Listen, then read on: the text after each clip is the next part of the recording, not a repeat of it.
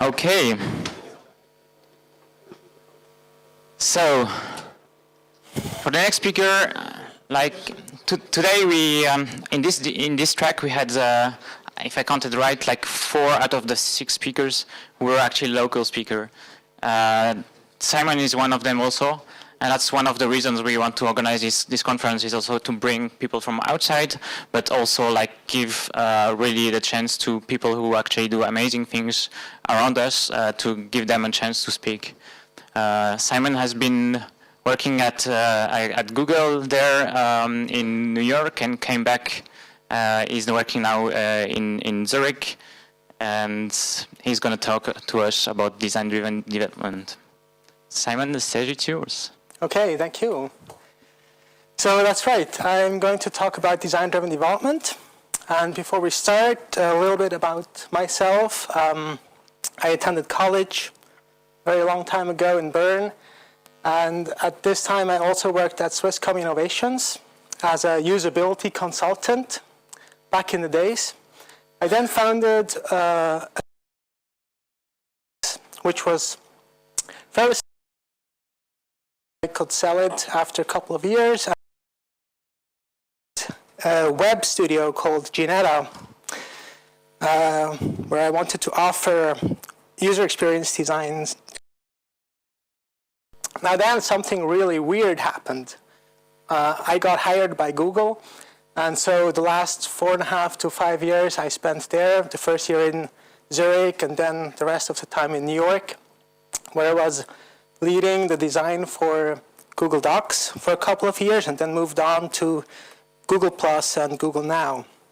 So earlier this year, I decided to quit Google and come back to my own company I founded 5 years ago. And so this is where I'm at, and I'm going to talk to you about design-driven development today. Design-driven development is based on almost everything I learned in the last 10 years, and also a lot of things that I experienced working together with designers, developers, and clients. And also, it is the result of a lot of mistakes I made along the way, okay? So design-driven development is basically an approach to connect designers, developers, and clients together to collaborate on a shared vision in order to build better products in less time. Okay, so this is a pretty bold statement. We're going to see whether I can fulfill it over the course of the talk. So for this talk, I have 2 goals. The first goal, of course, is I want you to present the model I developed and maybe inspire you a little bit to use it or parts of it in your own work. And the other goal is, I don't want to make you angry or anything, but I want you to disagree as much as possible, right? So we can then have a conversation about that, which is, like, for me, the main goal I have with this talk. Okay, so stay tuned, stay focused. I prepared 3 sections. So I'm going to talk a little bit about the theory, then I'm going to present the model and put some meat around the bone with a couple of examples from the practice. So let's dive right in with the theory. And the first thing I'm going to try is I'm going to state the problem as good as I can that we're all facing. Okay, so if you want to build like an amazing product, the first thing you need to have is a vision, right? You need to know what you want to build. And I cannot help you with this, right? So remember like the quotes from Henry Ford about the horses and Steve Jobs about like the focus groups. This part, I don't cover it. I assume that you already have a vision for a product you want to build. But that's not enough, right? You cannot build a product with the vision only. So you need other things. So you need things like skills, time, and money, right? If you don't have all 4 of them, you cannot even start. Well, you can, but you don't get very far, okay? If you have enough of everything, something happens, something magical happens, which I used to call the prism, but this is now, of course, not working anymore, so I call it the magical triangle. Okay, so the magical triangle is here, and it helps you to start executing on your vision, right? So you assemble a couple of people, and then you start diving right in. And over time, you add more people, you add more time, you add more money, and then sometimes something really weird happens. So as the project moves along, the vision starts to fade away. Eventually it disappears. And if that happens, you're basically wasting a lot of time and money and skills, right? So I've seen this happening like many, many, many times. Okay, I'll give you an example. Here's a website I found recently. And what they're doing is hard to see, actually. There's so many things wrong here, don't get me even started with it, but what is funny about this example is actually their claim. And you cannot read it here, that's why I'm going to zoom in a little bit. So it's called the train line, the easy way to buy train tickets, okay? So the team who built this website, they had the highest intentions. They had like a very clear vision of what they want to build, which is an easy way to buy train tickets, right?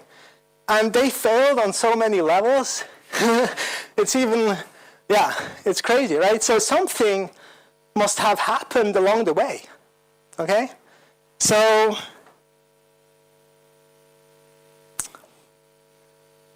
this is your vision, okay? And this is, I'm going to try to explain you a little bit what happened to them along the way. Okay, so they had a very clear vision, and everybody on the team was motivated, and they wanted to build like an amazing product that everybody loves. But then the requirements came in. So we have requirements from business, requirements from marketing, technology, security, legal, and last but not least, usability. Okay, and all these requirements covered the vision just a little bit, unless it's hidden behind all these requirements that, in the meantime, turned into constraints, okay? And then, when the product is ready to launch, when you think about the rainbow, everything that remains is this. Okay. So that's the problem we're facing, like many, many times. So what we need is something that brings us from our vision to the final product, okay? And the thing is, I don't know, it's probably like a flying pony or something, okay? So we're looking for the flying pony that helps us to execute on our vision. And we start our search in 1970, okay? In 1970, people started to think about this problem, maybe even a little bit before, but my story starts here. And in 1970, there was a paper published about the Waterfall Model. Actually, the term waterfall was not mentioned in this paper, but this is basically the model that Mr. Royce used to describe the software development workflow in the 1970s, okay? So you start with the requirements. You analyze them, you design your software based on the analysis, you implement the design, you test it, and then you launch it and maintain it, and everybody's happy, or not, right? So this process can go like over months or even years, okay, very lengthy. So Mr. Royce suggested a couple of measures you can take to improve on this process, okay? So it's actually not important what he suggested because he didn't fix it. The main flaw with this model here is this order of steps, okay? We have program design, and then we implement the design, and only then we test it. And you can see this in the original paper. So on the right-hand side, you have the drawing he used to describe the current process in the 70s. And on the left, that is his solution to the problem, okay?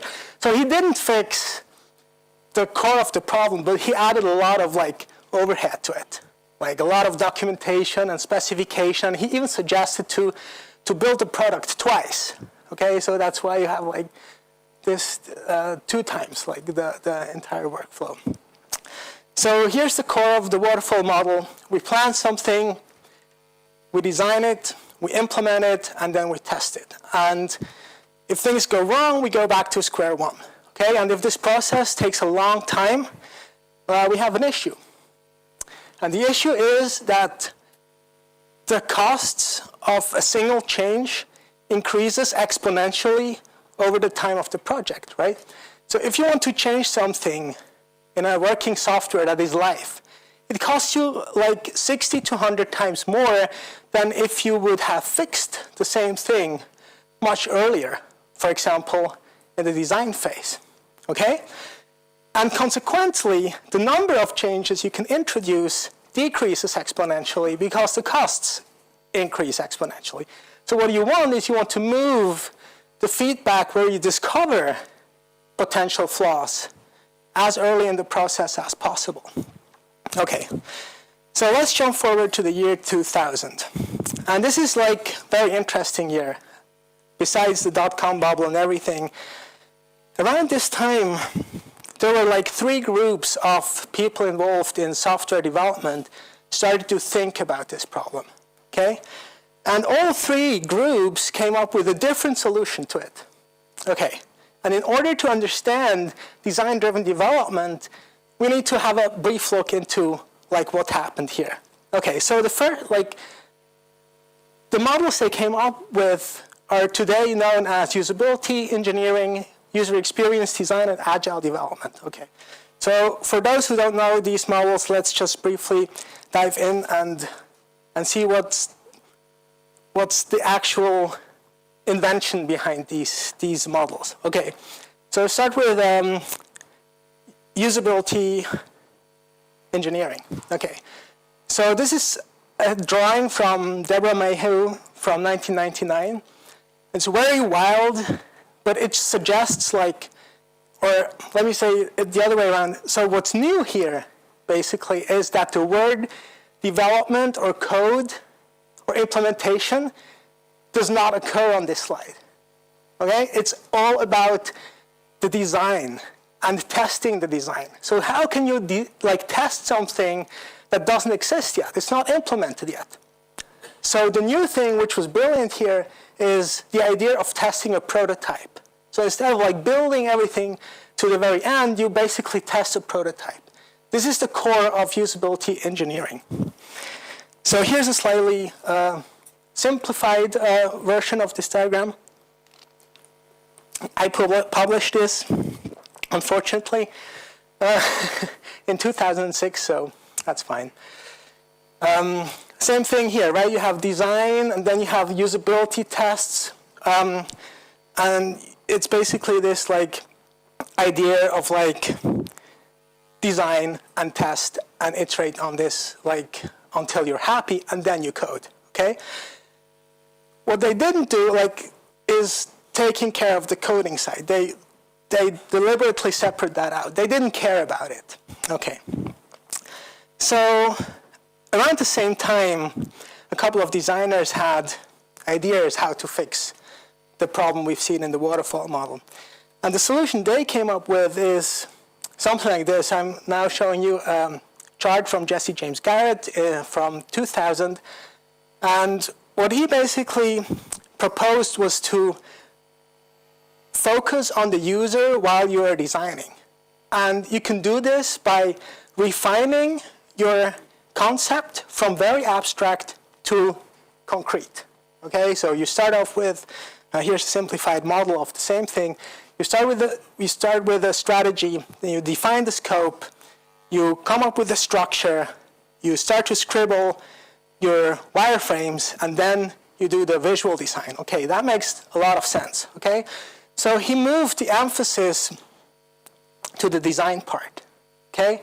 So we have like a concept that we need, then we need an interface, and then we need a visual design, and we can kind of iterate on this, and then we code, okay? Again, clear separation between design and development. Good. So these two things are actually are pretty smart, and you can combine them. And what we get if we combine them is user-centered design. Okay?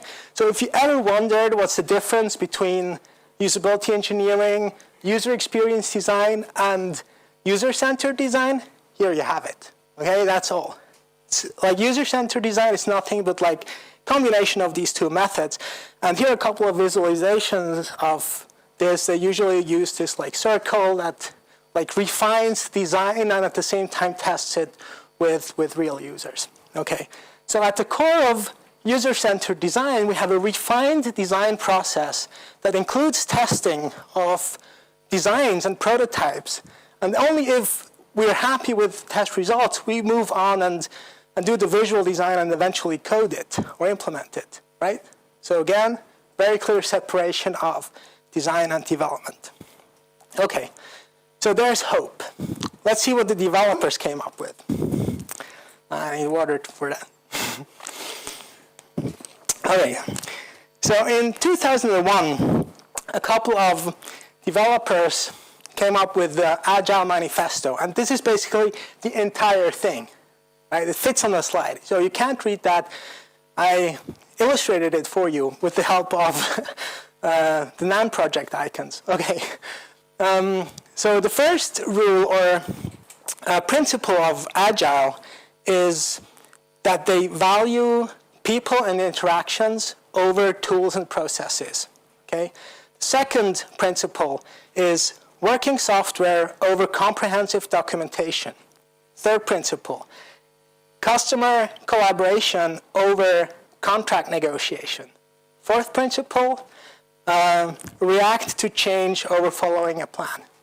That's it. That's the entire Agile Manifesto. And as this is pretty broad, over the years, we've seen a couple of different implementations of this manifesto. And I try to order them on an axis. So we have the most prescriptive model on the top, which is RUP, or maybe there are others. These are the most popular ones. RUP has like a set of 120 or more rules or prescriptions to it, but it's still agile. And you can go down to very adaptive, where you basically have no rules at all, so you do whatever, okay? And in between, we have like things like extreme programming and Scrum and Kanban and all these things. What they do have in common, however, is that they break the problem into smaller tasks and then like iterate on them like one by one, okay? So this is the basic principle behind Agile development. And again, it basically manages risks as you test what you're doing like constantly. It's a constant like iteration between coding and testing and demoing and getting feedback. But even here, we see a very clear separation between the design process and the agile process. So I've seen teams that try to incorporate design into their agile workflows, but it's always an afterthought. I've never seen an agile team that gave the designers the environment they needed, okay?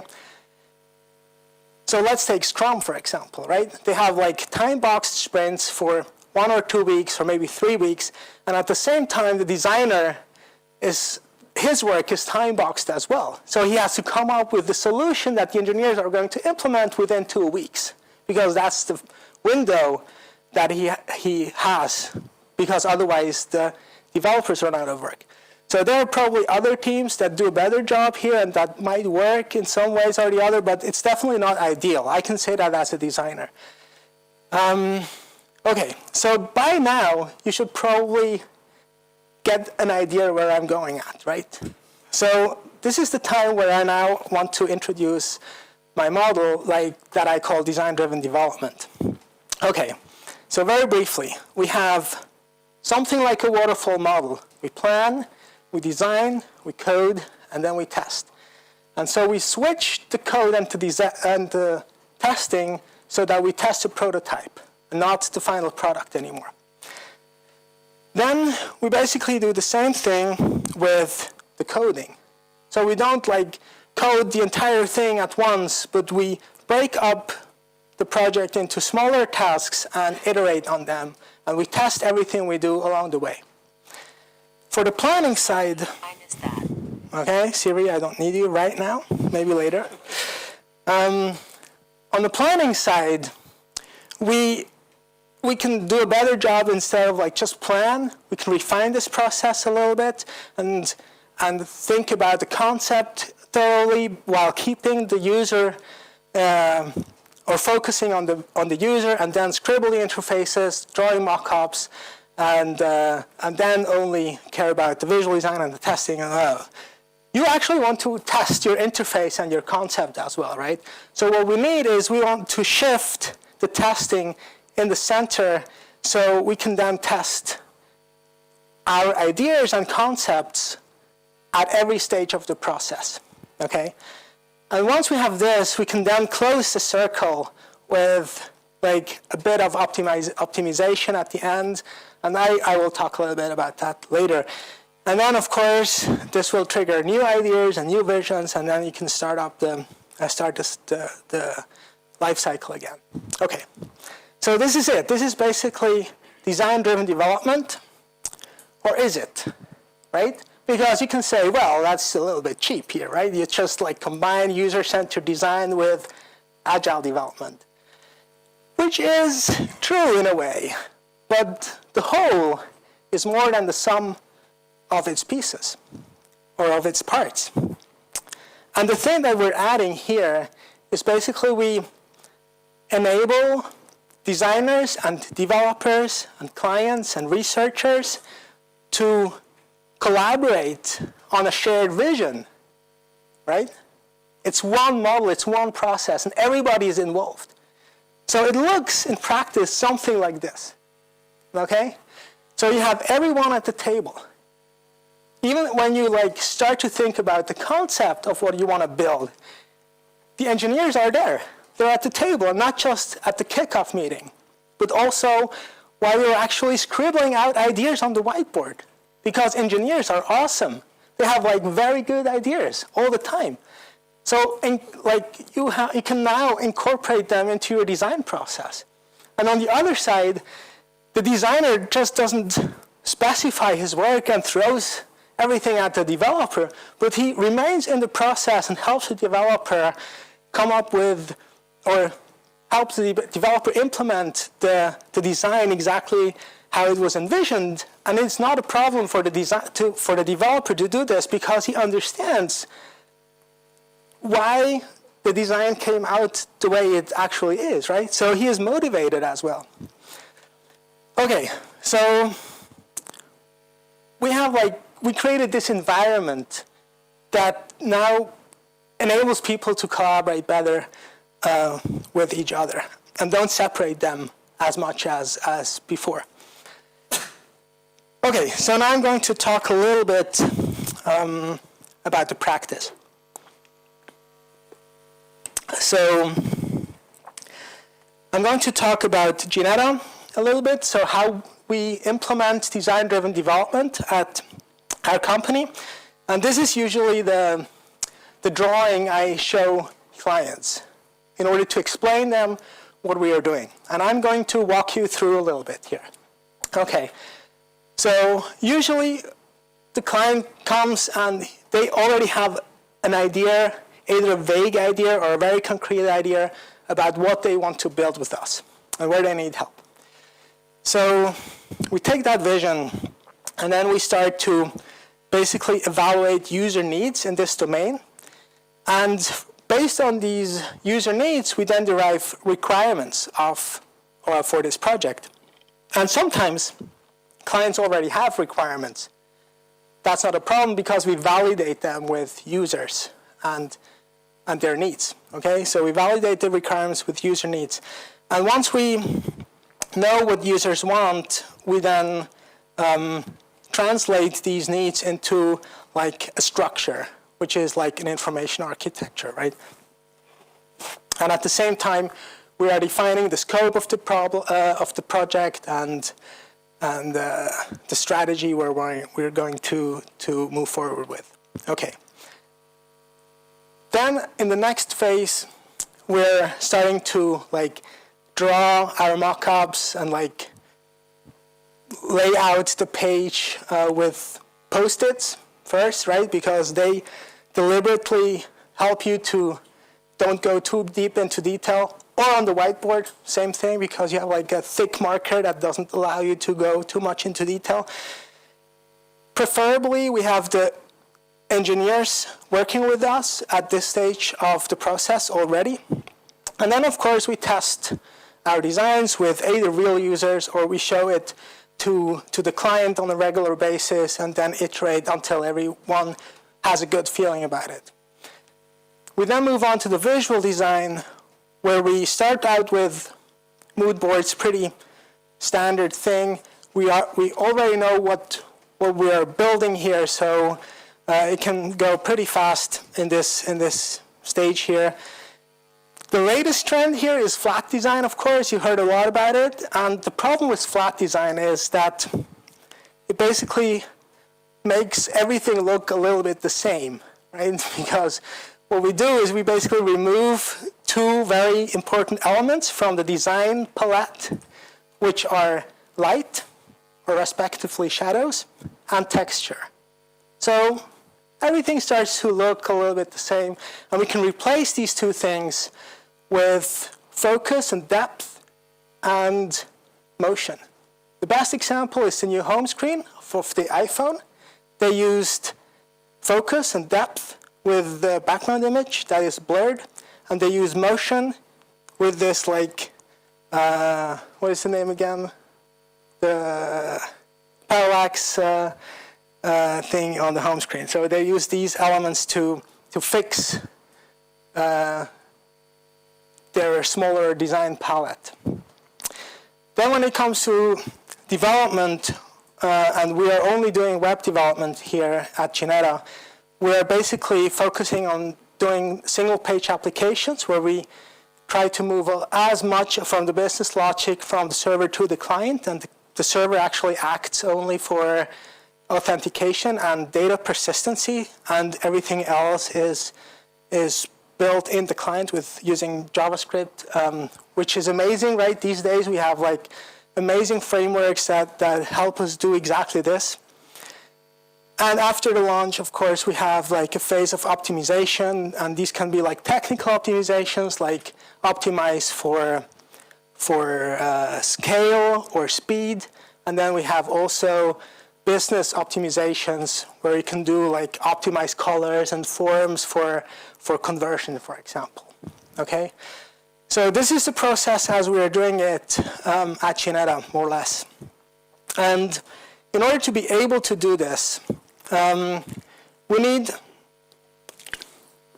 a specific culture that enables us to do this, okay?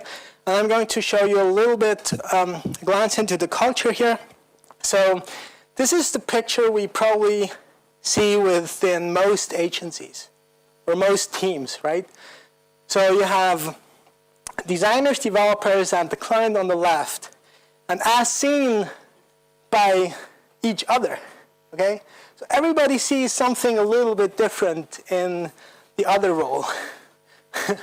Okay, now I get it. Okay, excellent. So the reason why this happens is probably because everyone is a specialist in what they do, okay? Everyone is like a really good designer and a really good developer and a very strong businessman, okay? But what they don't have is they don't have an understanding for the other domain. And that's why we encourage our people to develop these skills and look a little bit left and look a little bit right. And so we get these T-shaped employees. And what this does for us is that it enables them to talk together, okay? So they don't misunderstand each other as much as before. So that's one thing. And at the end, we have something like this, of course, hopefully, okay? So everybody's role is like defined and good. Okay, so another difference compared to other companies I observe out there is the way how we interact with the client, okay? Traditionally, if you're working, for example, in an advertising agency, you have a consultant that is the translator between the client on top and the people who do the actual work at the bottom, okay? So the people who do the actual work, they actually never talk to each other. Everything is translated by the consultant or the art director, and then the creative director has an opinion as well, and so on and so forth, right? It's like a lot of overhead here. And what we can do now with design-driven development and T-shaped employee, we can bring these people closer together and actually collaborate and build a team that execute on a shared vision, okay? And we can then add other people who can contribute actual work to the group and help them achieve their goals. Okay, so that's the other thing. We don't have any consultants, we don't have art directors, we don't have creative directors. We only have designers, developers, researchers, and they talk directly to the client. Unfortunately, I cannot change what happens on the client side, but that's a different story. Okay. The next thing here is the way these teams work, right? So traditionally, every team has their file repository somewhere, and they work in a dark room, and they only share the work that they approved that the client can see. And the same thing is true for developers, right? They work in dark for a couple of weeks and then demo a little feature and only share parts of their work at the time they decide to. And what we're doing at Ginetta is basically we create this repository on Google Drive, and we share it with the client from the very beginning. So the client can log in and see what we are doing almost in real time, right? So they can provide feedback all the time, and they feel much more involved, and they are, right? So it really works. They log in, they provide feedback. Once we finished one iteration, we sent them a note and, hey, there's a new thing on Drive, can you please provide some feedback? And so this is a very different way of collaborate with the client. So not hiding your work in progress, but sharing your work in progress with the client. Okay, and so the last thing, or maybe the second last thing I want to share with you is the way we manage a project. So of course, we use an agile methodology. So we divide everything up into smaller pieces, and we prioritize them based on their importance. And we then put all these tasks onto a Kanban board. Okay, so the Kanban board is very simple. It has it's simplified here, but it basically has the steps every task or every part of the project has to go through. And at the same time, it caps the amount of tasks that can live in the same column at the same time. So for design, we have a cap of 2 tasks, okay? So we move on, we put the first, or we're following B here, so for the simplicity here. So we move the first 2 tasks to the design column.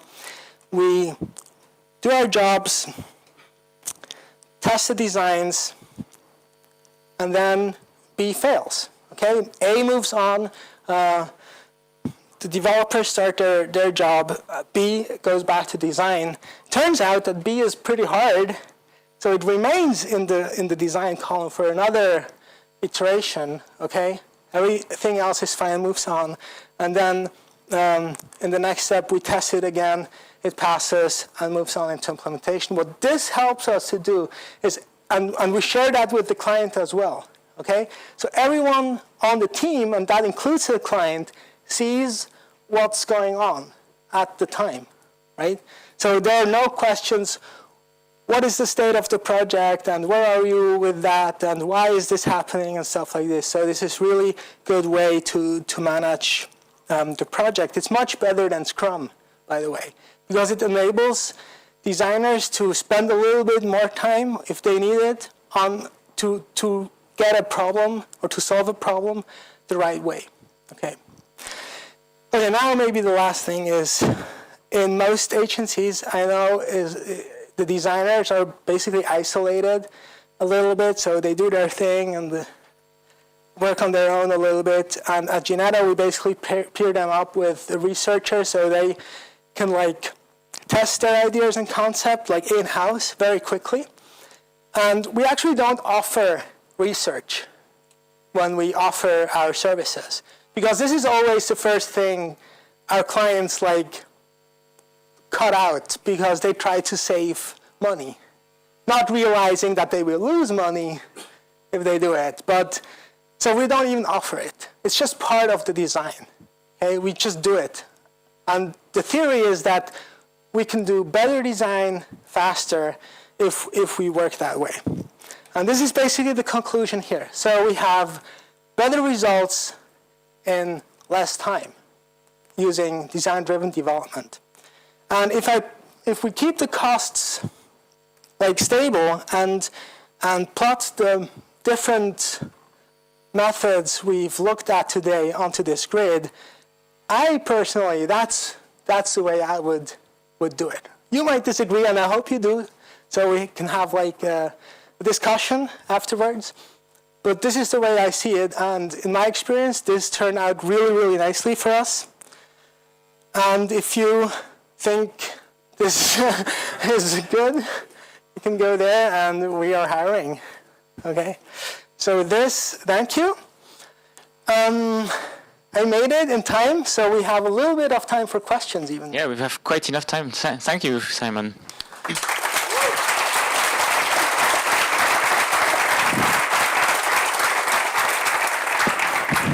So you wanted people to disagree, so yes. Is there someone disagreeing or having questions? There. Yes.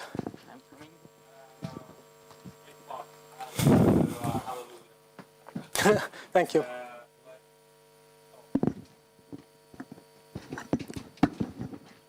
Yes, I was wondering, have you found working with clients or in teams that to get everyone involved in this kind of process that you have to apply a layer of usability or selling this concept to your peers or your client, and how do you do that? Because I found sometimes when you show processes and stuff like this that people get kind of scared and don't want to get involved. It's a very good question, yes. So as I already mentioned, the way I sell it is basically I explain it to them. And the way I do it is I bring the illustration I've showed you before, which you hopefully remembered, which is if you only remember one slide, it's probably this one here. Okay, so I print this out and I bring that with me, and then I walk the client through and explain what we are doing and why we're doing it and what are the benefits of doing it that way and what are the problems if you do it the other way. And sometimes it works and sometimes it doesn't. So you cannot force people into it. But yeah, I'm a pretty convincing guy, so most time it works. Remy. How do you handle situations where it doesn't work out, where the client comes, listen, I gave you a job, you do your job, and I want it done. I don't have time for you. It didn't happen so far, so I cannot give you an answer on this question. No, it didn't. Well, I cannot remember it because I probably like moved it under the table. But that might very well happen, right? And yeah. Well, again, I think something important for you to do is like take your client by the hand and like try to like bring him down, call him down, and explain, like walk him through everything, and don't lose your temper ever. So be nice to them and like be patient, and at some point they will get it. I've seen that many times, right? but I've spent like hours on the phone with them to like calm them down and like everything's good, everything's going to be all right at the end. And they turned into advocates of this method. I've seen this happen just the other week with a very big insurance company in Switzerland, right? And they now transform their entire infrastructure, server infrastructure, to support design-driven development and single-page applications. With you sharing all your files on Google Drive and being these files being accessible for the client, have you ever come to a situation where the client interferes and overanalyzes all the files and then tries to stop you because, I don't know, he feels like you waste too much time or put too much time into one specific piece? Right. Yes, this How happens. do you avoid that, or No, it happens you all have the to time. discipline them? Well, no. No, it's the opposite. I mean, if this happens, I applaud them. Because this is exactly what we want, right? They need to express what they want and what are their goals. And sometimes we just run into the wrong direction and they stop us, which is fine. This is basically the point of why we're doing it, okay? In traditional agencies where they don't share the work in progress, they usually prepare multiple variants of the same design. Then they prepare like a huge presentation. They go in and they push themselves up and they try to sell their ideas. And usually the client picks the worst one, okay? It can't happen here because we only present one version. But during the process, the client have seen like so many iterations so that he understands why we're where we are. And they have the ability to provide feedback and stop us if they think it goes into the wrong direction. And then we have a very healthy discussion about it. And sometimes they win, sometimes we win. But at the end, we deliver exactly what they want. Okay? Good. Next question. I think there was one question over here that we ignored.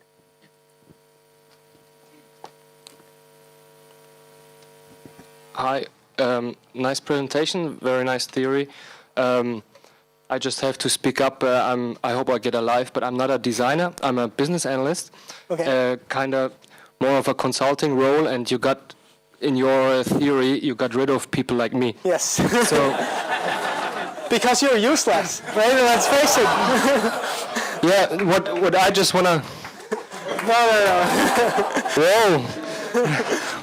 Well, what I just wanted to ask, don't you think it also is a little bit project size dependent, whether you can get rid of the consultant or not? Because I claim the people are not supposed to be there just to talk, but also to work. And when they have to talk more, they cannot really produce output. Right. So, very smart guy. Very good question. So, my point of view is that this works across a lot of different sized projects, right? Maybe not for the very, very small one-man show, and maybe not for the like multi-year, incredible, like saving the world initiative. But for most projects in between, in my experience, it works really, really well. So I, for one, never missed a consultant. Okay? I just can't lie about it. So you know what? Okay, you're a little bit right, okay? Because what happens with design-driven development is basically somebody has to fill the gap, okay? So because you're leaving a gap if we don't have consultants. And so the people who fill in this gap are the designers themselves, right? So as they talk directly with the client, you might think they are wasting a lot of their time talking to the client, right? But in fact, it's the opposite. Because they get direct feedback from the client, they get a much better feeling of the underlying reasons why a client provides the feedback that he provides. And they are not relying on some translation, but they get it, they get a feeling intuitively of what the client wants. And this is not happening like all the time, like very nicely, but even with consultants, it doesn't work nicely all the time, right? So this is, of course, a challenge we're facing, but I want my designers to grow also as consultants, basically, and not just like being pixel pushers, right? But also like take responsibility and ownership towards the client. And in my mind, this produces much better results at the end as well. Okay, there was one more question, I guess. No? Okay.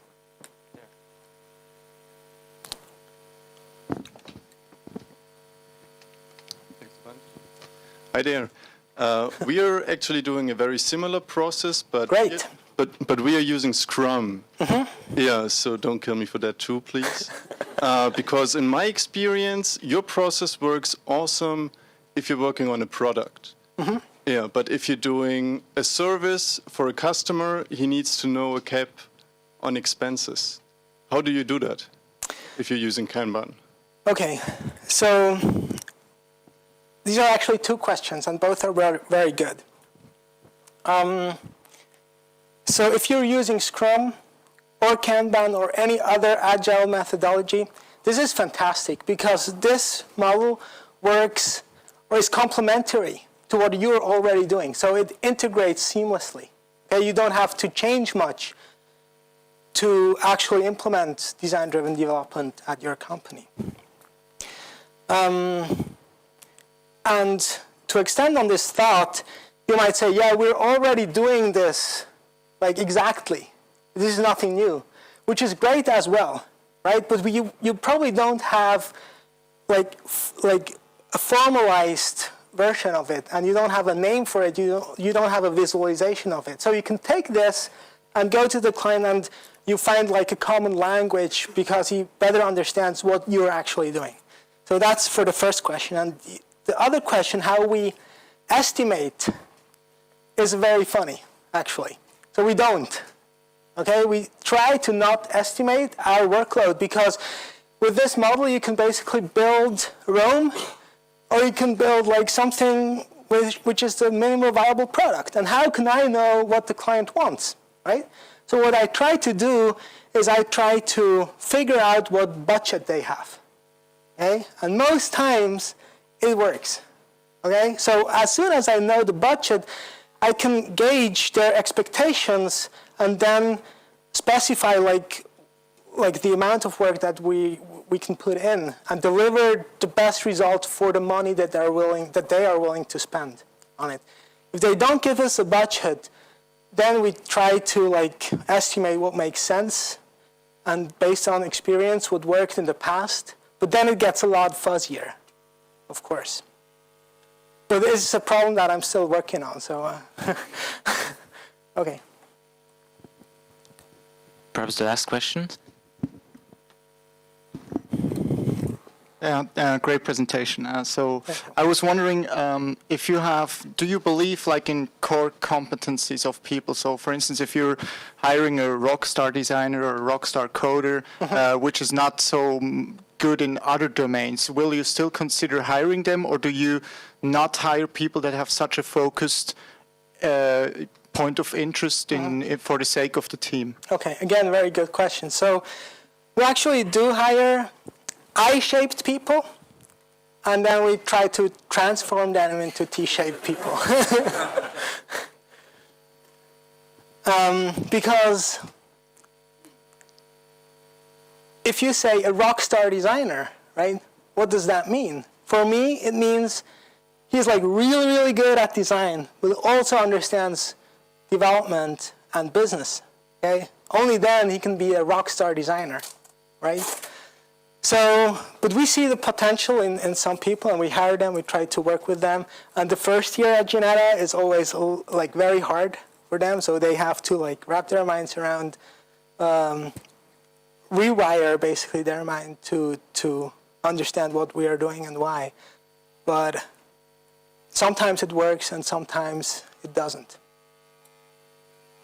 Right? Okay. Great. Thank you, Simon. Thank you.